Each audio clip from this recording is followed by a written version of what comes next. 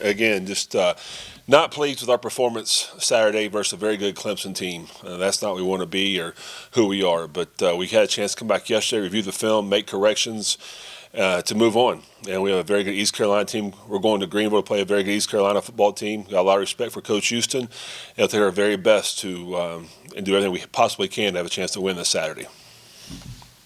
David Ware, 24/7 Sports. Shawn, as you guys went back and reviewed film, specifically defensive film, Clemson's got obviously very talented players. How many of the breakaway scores that you guys saw were you able to kind of maybe circle back around and say, you know what, there's a correctable individual assignment issue that we can make that is going to limit that type of thing going forward? Yes, so we have 9 explosive plays for 383 yards, and 8 of those were passes, and for 304 touchdowns, and 1 explosive run for 83 yards. And on the run, it was a bad fit. We didn't fit the gap the correct way, and then on the back end, on the long passes, it was not having your eyes in the correct spot. If you get caught looking in the backfield versus a talented team like Clemson, you're going to pay for it, and we paid for it. So we had to come back and get that corrected.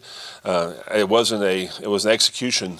It was execution, wasn't effort. Our kids played hard the whole game, but again, we had to improve on the execution part of it to have a chance to succeed this week. Flipping over to the offensive side of the ball, right around kind of that middle 8 stretch, you had a span where you scored points 4 of 5 possessions. What were the positives you can take away from what went on during that segment of the game that you can carry forward? I thought we settled in a little bit. I thought our receivers made more contestant catches in that time frame. Again, some positive. We had 24 first downs Saturday night in Clemson versus a very good defense. So, again, we have the ability to move the ball. We have to do it more consistently versus very good football teams. And the margin of error is 0 when you're playing a team that plays man coverage, gets up in your face, and presses you all night long. So I thought we ran the ball well at times. Anderson Castle ran the ball. Haywood ran the ball good. So there are some positives, even though the score is not what we want it to be. And, again, we went there to win the football game, and that didn't happen. So, but, again, there are some positives. And I thought our D-line played well against the run for most of the game.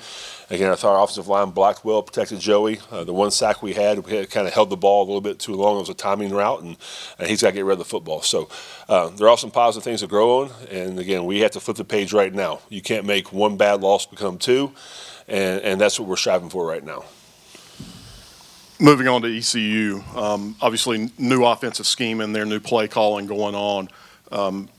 Based on Saturday, I'm sure you guys are probably expecting them to test you with that post pattern and test the integrity of the secondary. What are you seeing out of that new offense that is maybe different from what we saw last year when you played them? Well, again, I think what you put on tape is what you are right now. So people are going to try to throw the long ball against us. We have to be able to defend it. So you look at East Carolina, their offense, they ran 97 plays last week versus Old Dominion. So they have some playmakers, got a great quarterback in Garcia. Their scheme is tough to defend. Their offensive coordinator came from Ole Miss. So, again, that's a high-powered offense. So our offense has to protect our defense this week. We can't go 3 and out and let them have 97 plays. So we'll have to be very creative how we run our offense and make sure we stay on the field as long as we can. David Rogers, High Country Sports. How might you elaborate a little bit more on Anderson Castle's performance? He was able to move the ball seemingly pretty well, much better than the other running backs. Yeah, we have 4 good running backs, and this kind of game was probably more designed for Castle as far as getting the ball downhill. He has great speed. He's not elite as far as running back speed, but he can't get the ball downhill. He's a one-cut guy. And sometimes he had to be his own blocker, and he took on some defenders and got loose. And again, he's a tough, hard-nosed kid. Again, he grew up here in this county. He knows what it means to wear the A. So, just I'm very impressed with Anderson throughout his whole career. Again, last year he was being injured most of the season last year, and he's gotten better week in and week out. So, again, we have to make sure we feature Anderson as much as we can. Marvin Parker Jr., WLOS Asheville. What do you think your team learned from a sold-out Memorial Stadium down in Clemson that they can carry over to another rowdy environment in Greenville that's also been a decade or plus since they've played there? No, it's a great crowd at Clemson, but we're used to great crowds. Again, we didn't perform the way we wanted to perform. You can't sugarcoat it. It is what it is. You can't go up 66 points and only score 20. So, again, I don't think the crowd will affect us. Again, they have great fans down there, and it's a football school. And again, a lot of credit goes to Coach Houston, what he's built there. Again, they've improved a lot from the last 2 years, and you can see that on tape right now. I'm sure there were probably some difficult conversations from halftime to now with your team. What was the kind of message to fight for the second half in that halftime period against Clemson? Yeah, you go to that halftime. We came in at halftime and said the score is what the score is, but we have to win the second half. And I thought our kids competed. We didn't lay down. They kept competing as hard as they could. And there were some shining moments in there versus a very good football team. And so, like I said earlier, you can't make one bad loss become two. We've seen that in college football throughout the first 2 weeks. And you can't read your own obituary in the paper. Right now, everyone thinks we're not very good. We don't believe that. Again, we had a bad day, but you have to make sure you move on and improve where you can improve. Now, I've only looked at for ECU some of their offensive major stats, but their quarterback, Jake Garcia, has thrown 7 interceptions, but they're 2-0. So what makes them able to survive in chaos, if you will? Well, they have a very good defense, and their coordinator, the defensive coordinator, does a great job of giving different looks. They have a lot of team speed on defense. They tackle well. In offense, I mean, you run 97 plays, you're going to have some bad moments in there as well. So again, they've overcame those turnovers. But again, it really starts with us. We have to do a great job in the back end, having clean eyes, and we have to make sure our offense protects our defense this week. And then maybe it's something tactical on the field or maybe morale-based, but after such a blundering week, what do you need to see from your team, whether it be on the practice field or in the classroom or just something mentality-wise that assures you that this team's locked in heading into ECU? Well, there's no question our players are locked in. Again, whenever you can put that game to bed as fast as you can, it's better for your program. Again, tough losses, those happen. That was a tough loss. But again, if you lose by 1 or lose by 100, it's still a loss. And we ain't going for that to happen. And I think it starts with the head coach working his way down through the coaches to make sure we permeate great vibes throughout the building this week. And again, our goal is to win the Sun Belt Championship, and all of our goals are still in front of us. Our goal was not to beat Clemson, it's win the Sun Belt Championship, and that's what we're looking forward to. David Katzenmeyer, Appalachian Weekly News. You mentioned shining moments just a little bit ago. Were there any players that stood out to you with their personal performance against Clemson? Again, I thought our defensive line as a whole played well. There's some times where we have our gaps and didn't fit it just right. Darrell Farrar had a great game.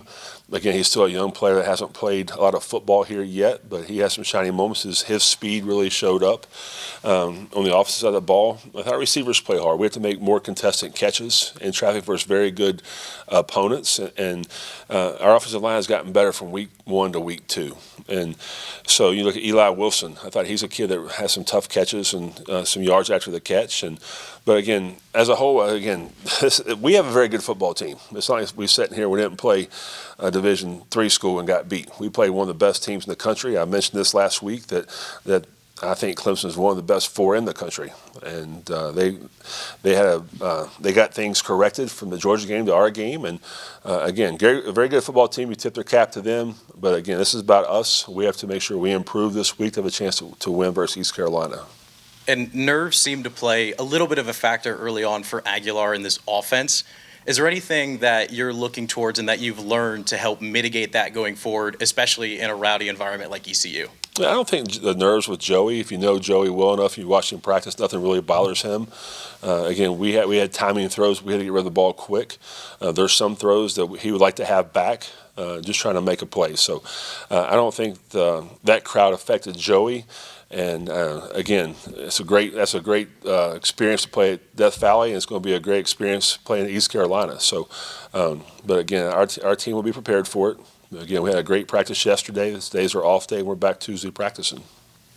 Jordan Luker, Appalachian Weekly News. Sort of going off the nerves, did you think just the crowd and the atmosphere at Clemson affected not only the demeanor of the team, but just impacted your initial game plan? No, I don't think so at all. I mean, once you get in the game, it is loud, but it is it's as quiet as well on the football field. You're so locked in. Our players, we didn't have any pre-snap penalties, I don't believe. But again, we have 86,000 people. It can get loud, but it's a great environment. We like playing those kind of environments. Again, it comes down to our performance, and that didn't work for us. We didn't perform well, and we understand that. We own that, and it's time to move on. And again, one bad loss is not going to hurt your season. So we have to make sure we regroup, get back everybody on the same page, circle the wagons, and go back to work. Any other questions? We have one more. David Rogers, High Country Sports.